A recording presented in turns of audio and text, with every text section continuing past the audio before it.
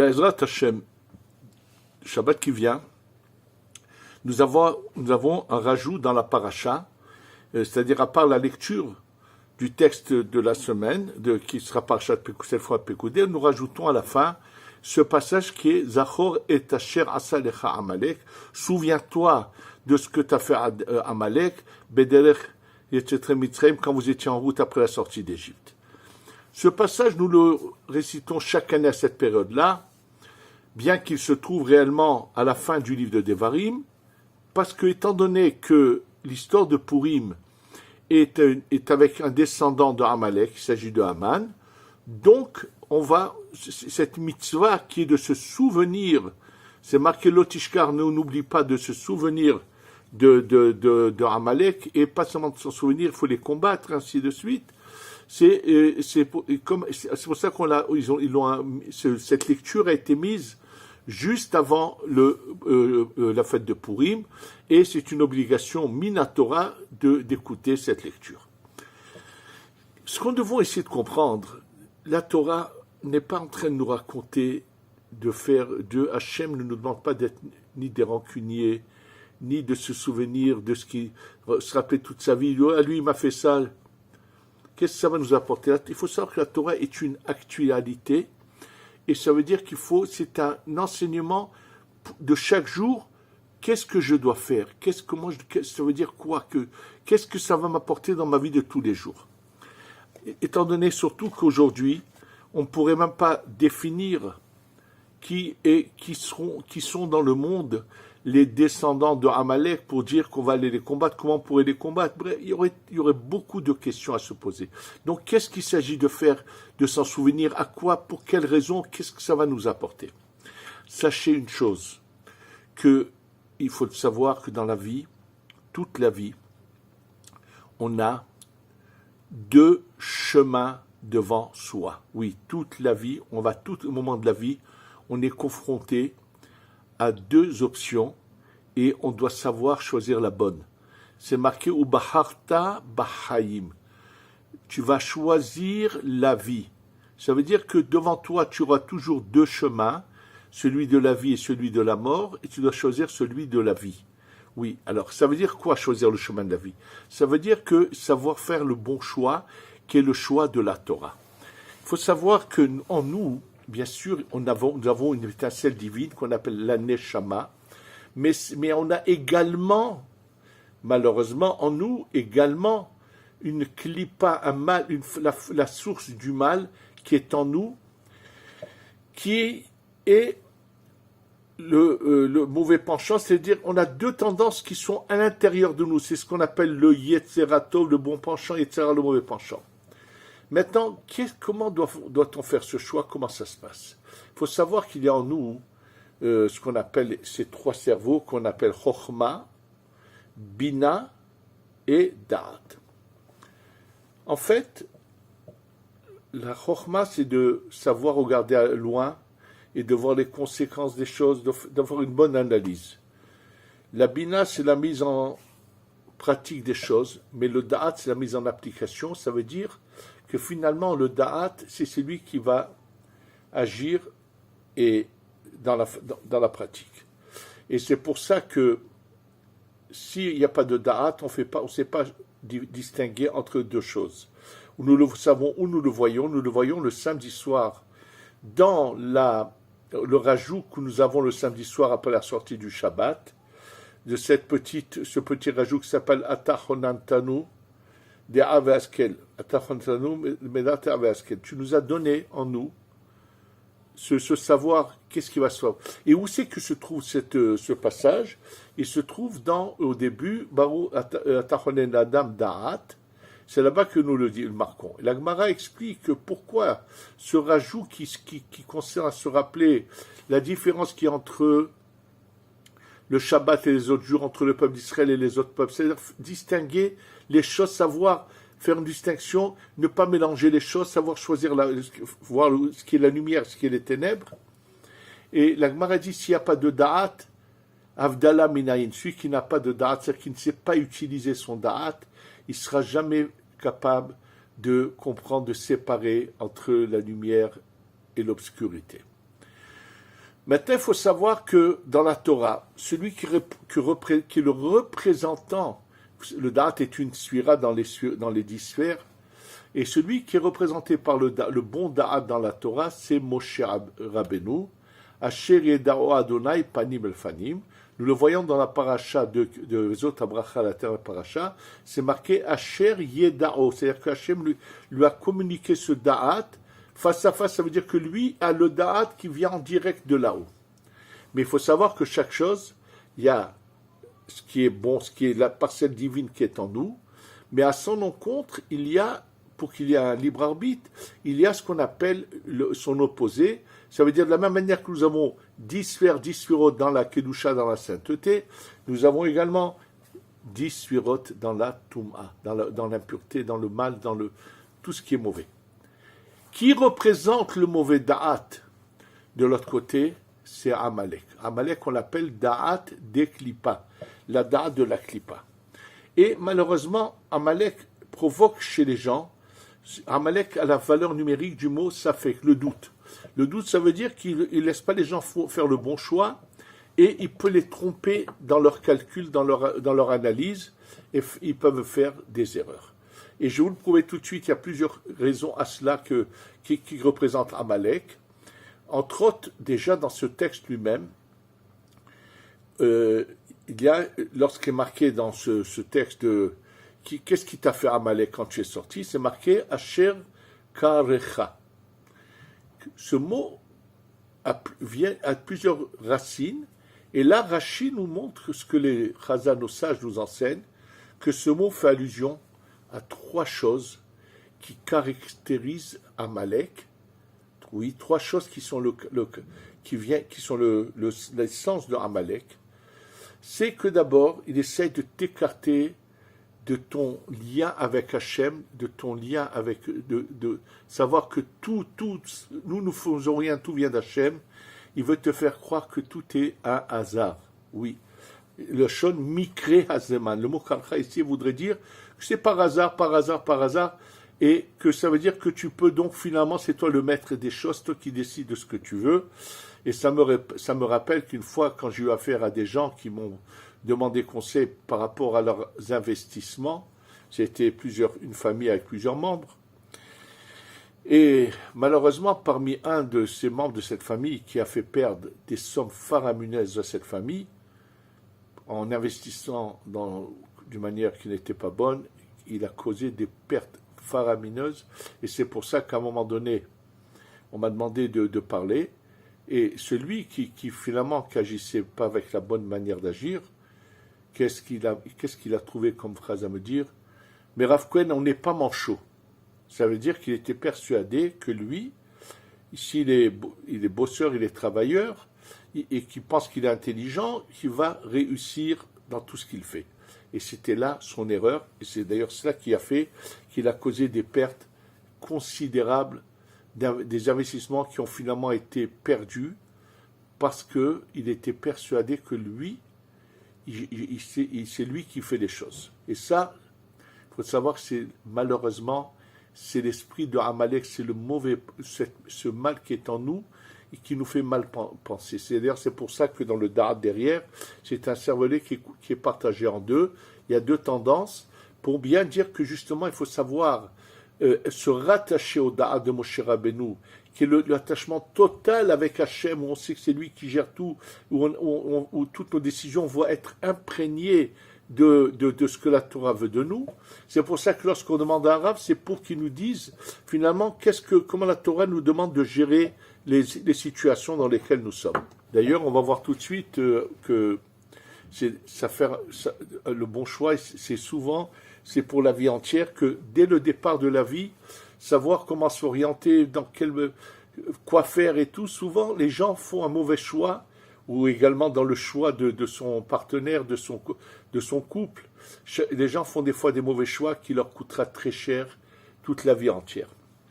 Donc, c'est ce que la Torah nous dit, de se souvenir, ça veut dire fais attention de ne pas te laisser tomber dans le piège de Amalek qui est en toi. C'est un des explications sur laquelle on va revenir, puisque je voudrais aborder avec vous aujourd'hui ce sujet qui a été une grande polémique en Israël. Est-ce qu'il y a des gens qui ont le droit de s'asseoir qu'à étudier la Torah et de ne pas aller donc avoir un métier et gagner leur vie? Et est-ce qu'ils ont le droit de ne pas s'enrôler dans l'armée en Israël de Tzahal? Et on va voir, tout ça va être expliqué à travers les textes de la Gemara. Et autre chose, c'est que Hachem veut pas qu'on soit des esclaves parce qu'on a peur du bâton, on le sert, mais c'est sans cœur. Hachem ne veut pas de ça.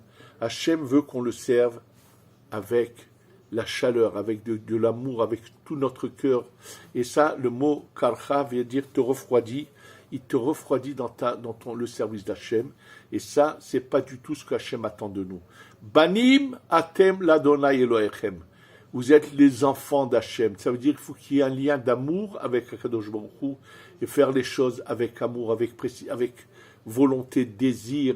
Vraiment, il faut que ça soit fait dans une sorte de chaleur d'amour. Troisième point que nous montre Rashi, il faut le savoir que Hachem, quand il nous a créés, vous achetez aujourd'hui un appareil très complexe qui a beaucoup de fonctions.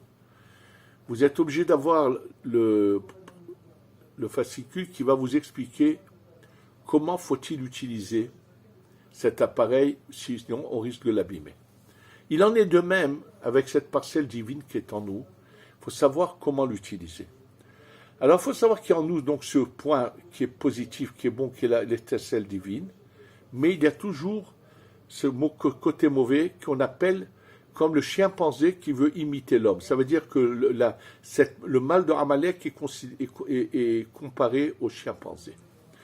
Et à quoi je fais allusion? Tout simplement, il faut savoir que le mot da'at, donc je vous ai dit da'at de Moshe, le da'at de la Klippa, le da'at est également la force qui unit.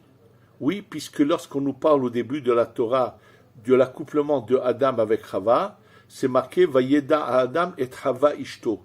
Le mot Yeda Da'at est utilisé pour dire que le mot Da'at est une union. Alors il faut savoir qu'il y a les bonnes unions et les mauvaises. Les bonnes unions, c'est ce qui est inné en nous, dans notre âme.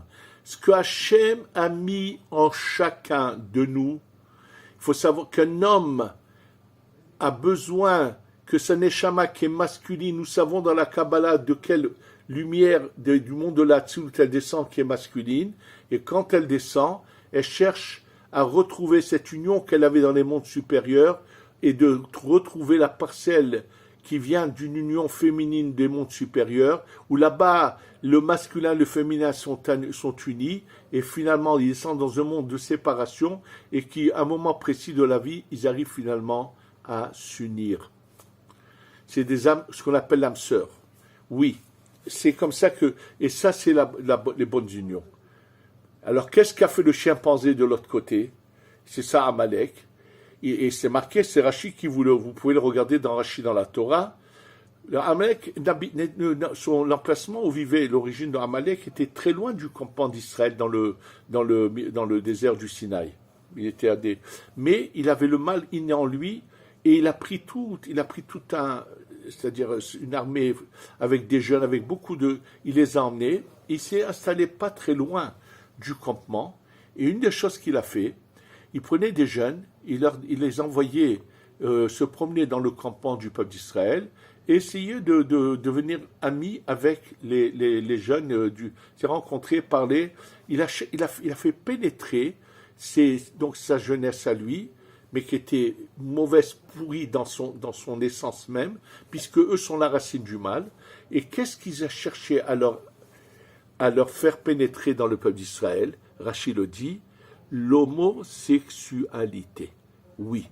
Que personne ne dise qu'il est né comme ça avec cette tendance. C'est faux.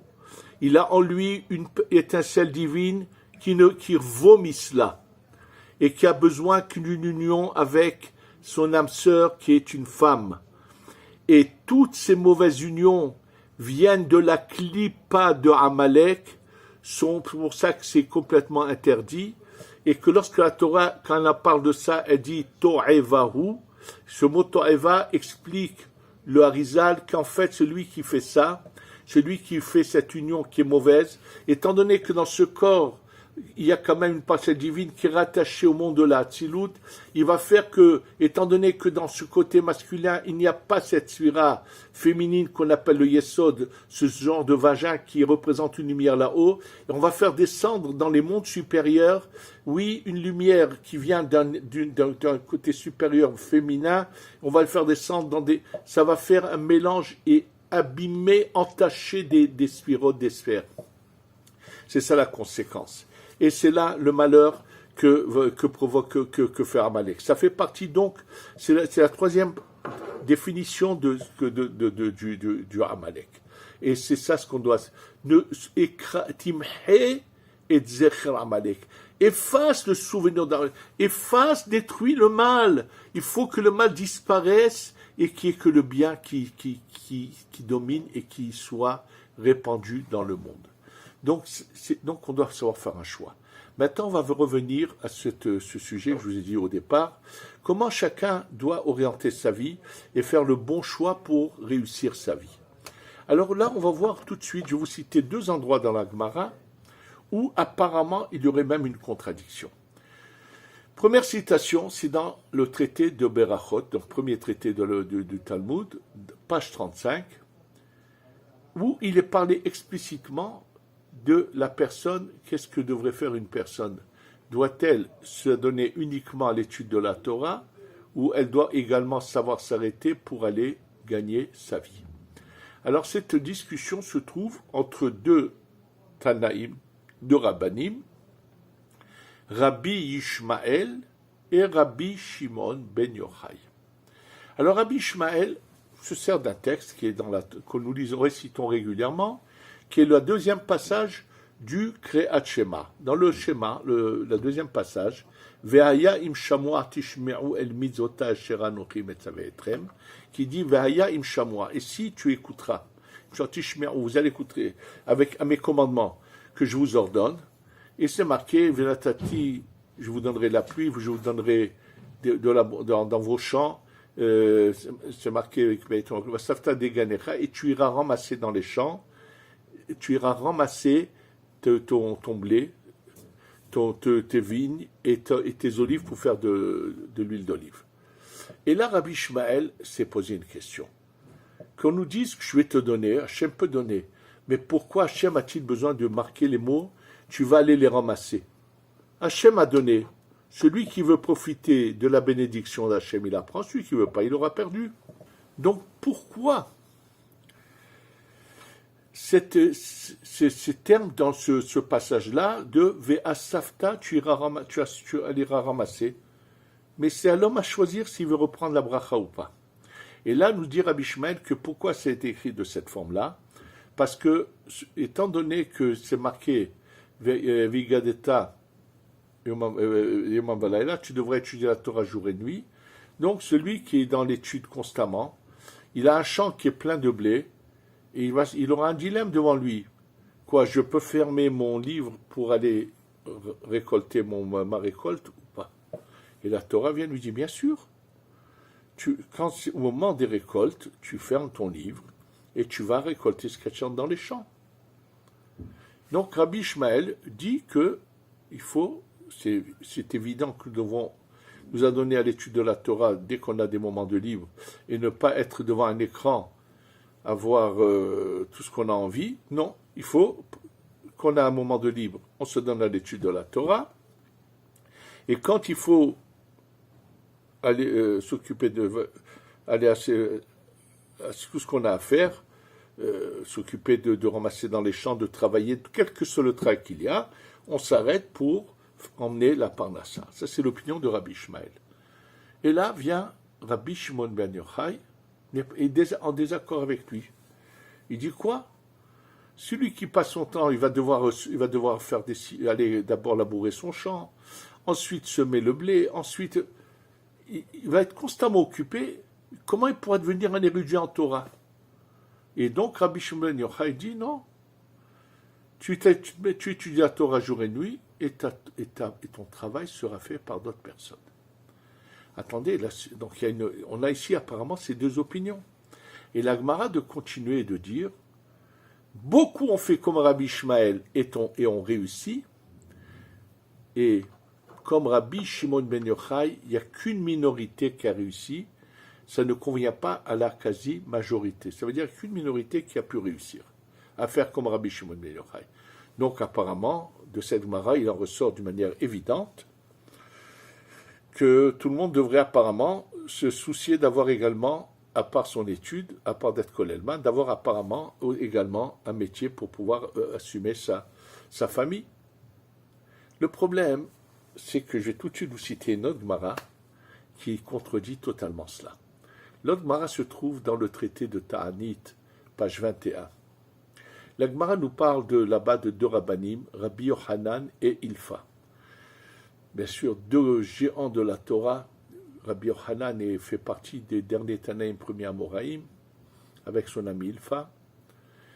Et il faut savoir que Rabbi Yochanan avait reçu un héritage fabuleux de ses parents et qu'il a petit à petit tout vendu que pour étudier la Torah. Et malgré tout, ils arrivent tous les deux à une situation où ils sont dans la misère. Ça veut dire qu'il faut que à chaque fois des gens leur donnent quelque chose, mais ils sont dans la misère. Et un beau jour, ils se sont posé la question, est-ce qu'ils doivent rester comme ça dans cette situation de misère, ou devraient-ils peut-être aller dans un lieu où ils pourraient trouver un travail, parce que là où ils habitaient, dans cette petite ville où ils habitaient, il n'y avait aucune option pour eux d'avoir quelque chose qui leur permettrait de gagner leur vie. Donc ils ont décidé dans un endroit où il y a plus d'options, une plus grande ville, et ils ont pris donc un sandwich, ils ont pris la route, ils marchaient, puis au moment où le soleil était un peu fort, il fallait s'arrêter pour manger. Ils ont trouvé un vieux mur sur la route d'une ancienne maison où il y avait de l'ombre, ils se sont assis à l'ombre et ils se sont mis à manger. Pendant qu'ils mangeaient, Rabbi Yochanan entend une voix derrière lui. Ce sont deux anges. Il entend un qui dit à l'autre, viens, on jette ce mur sur ces deux personnages-là et on les tue parce qu'ils ont laissé ce qui est l'existence de la vie pour, malheureusement, faire ce qui est de passager, pour s'occuper de la vie passager. Ça veut dire qu'ils ont laissé la Torah qui est quelque chose d'éternel pour la vie passagère qui est la vie dans ce monde. Et là, l'autre ange lui dit non, ne les tue pas, il y en a un qui a son mazal, son heure est bonne pour lui. J'avais oublié de vous dire qu'avant de prendre cette décision, Rabbi Yochanan et Ilfa, ils avaient trouvé un verset dans la Torah où c'est marqué qu'il lo yé bechaevion. Il ne faut pas qu'il y ait de misérables chez vous. Bon. Donc, à partir de quoi ils avaient pris cette décision, puisque la Torah dit qu'il ne faut pas qu'il y ait de misérables, donc on va aller. Et là, Rabbi Yochanan se tourne vers Ilfa et lui dit, est-ce que tu as entendu quelque chose? Il lui dit non. Alors Rabbi Yochanan comprend que ça le concerne. Il dit à Ilfa, écoute, moi, j'ai changé d'avis, je fais demi-tour, je retourne où on était. Et je vais appliquer un autre verset dans la Torah, qu'il est impossible qu'il n'y ait pas des misérables sur terre. Voilà. Donc Ilfa n'est pas d'accord, continue son chemin, Rabbi Yochanan fait demi-tour. Et voilà que lorsque Rabbi Yochanan arrive dans la ville où il habitait avant, qu'il avait il y a quelques heures quitté, il voit qu'on est en train de chercher son ami Ilfa et lui-même. On lui dit où il est, il leur dit, bon, lui il est parti assez loin, il est parti, il ne reviendra pas de sitôt. Pourquoi? Entre-temps, dans cette ville, le rave de la ville est décédé et la communauté cherchait un autre rave. Alors, à l'origine, eux voulaient prendre plutôt Ilfa, mais comme il n'était pas là, ils ont pris Rabbi Yochanan. Et là, Rashi ramène que lorsqu'il prenait un rave, il prenait quelqu'un comme rave, on lui donnait, tout le monde lui donnait des dons pour qu'il ait accumuler une certaine somme d'argent qui lui permette de vivre aisément, de manière qu'il soit dépendant de personne. Bref, donc Rabbi Yochanan s'est retrouvé finalement à continuer son étude de Torah sans être dans le besoin. Bon, c'est ce que il y a la suite là-bas, lorsque plus tard Ilfa est venu. Bref, la question est que apparemment ces deux rabbanim, qu'est-ce qu'ils ont fait? Ils ont pris finalement, ils ont opté pour l'option de Rabbi Ishmael, qui lui tolère de faire un choix qu'il faut absolument également se soucier de faire vivre sa famille, de vivre honorablement et aisément. Pourquoi donc un ange du ciel vient pour les tuer? Qu'est-ce qu'ils ont fait de si grave? Ils se sont appuyés sur l'opinion de Rabbi Ishmael. Alors sachez que la réponse, je vais vous la donner tout de suite, et je vais vous citer les paroles de Zecher Tzadik, le Rav Ben Sion Abba Shaul. Il y a environ 45 ans, le Shabbat, je me dépêchais d'aller écouter son cours. Il fallait arriver assez tôt pour avoir une place où on peut l'entendre, puis c'était Shabbat, il n'y avait pas d'haut-parleur, pour pouvoir suivre son cours. Et dans un de ses cours, il a abordé le sujet. Et il a dit les mots suivants. Qui est celui qui a le droit de recevoir de l'argent d'un kollel? Or, le kollel, c'est de l'argent qui est collecté auprès du peuple d'Israël, et d'être que dans l'étude de la Torah. Il a dit qu'il n'y a que deux catégories de personnes. Ou ceux qui, en étudiant, ils vont pouvoir ensuite devenir ou des enseignants ou des rabbinim de communauté. Ça veut dire qu'ils ont l'étoffe, ils sont faits pour devenir des grands en Torah, et donc ils vont servir par la suite la communauté, ou celui qui, s'il n'est pas dans les 4 murs du kollel, il risque de mal tourner. Ça veut dire que grand nombre aujourd'hui de gens qui sont dans les kollelim devraient se poser une question. Et je vais vous dire quelque chose de semblable que j'ai entendu d'un rav qui étudiait avec moi, qui était aux États-Unis auparavant, qui m'a raconté qu'un jour, dans la chassidoute de Satmer aux États-Unis, celui qui était les dirigés, qui était le Rabbi Yoel, malheureusement, dans son problème vis-à-vis de l'État d'Israël et du sionisme, il avait des idées complètement, je ne vais pas en parler, ce n'est pas le moment, sur lesquelles nous sommes en désaccord total. Il avait été, malheureusement, depuis son enfance, avait été mal informé, mal orienté, mais en dehors de cela, c'était un personnage qui était très équilibré et qui représentait vraiment l'idée de la Torah dans le reste. Et un jour, un de ses chassidim est venu lui annoncer « Je me marie dans bientôt ». Alors il lui a dit « Qu'est-ce que tu fais après le mariage ?» Il lui a dit « Je vais aller au kollel ». Et le rabbi lui a dit « Mais pourquoi tu as l'intention de devenir enseignant de Torah ou bien de devenir dayan ou de devenir rav ?» Il a dit « Non, non ». Il lui a dit « Ah bon? Alors, mais tu sais que tu as l'obligation de nourrir ta famille. Si tu n'as pas l'intention d'avoir un futur uniquement à servir, qui soit au service du peuple d'Israël avec la Torah, et bien après le mariage, tu vas aller travailler et également fixer des moments de Torah. C'est ce que représente le Rabbi Ben a dit. Sachez que, de nouveau, le bon choix, c'est de se connaître. Rabbi Ishmael représente la grande majorité. La grande majorité ont une âme en eux qui leur a été donnée pour être de bons juifs au service d'Hachem en fixant des moments de Torah. Il y a une minorité qui ont des âmes comme celle de Rabbi Shimon ben Yochai, comme celle de ceux qui ont transmis la Torah, qui l'ont enseignée, et ainsi de suite, qui ont une âme particulière qui leur a été donnée pour l'exploiter et être les intermédiaires entre Hachem et le peuple. Donc en fait, c'est pour ça que la Mara dit, la majorité ne peut pas faire comme Rabbi Shimon, il n'y a qu'une minorité. Mais celui qui a une âme d'une si grande force, une si grande lumière, ne peut pas dire, moi je ne vais pas étudier, je vais aller plutôt travailler. Non, toi tu as reçu un potentiel pour faire quelque chose. Et c'est pour ça qu'on a voulu punir Rabbi Yochanan et Ilfa, parce qu'eux avaient un potentiel que n'avaient pas les autres, malgré qu'ils étaient dans la difficulté, de devoir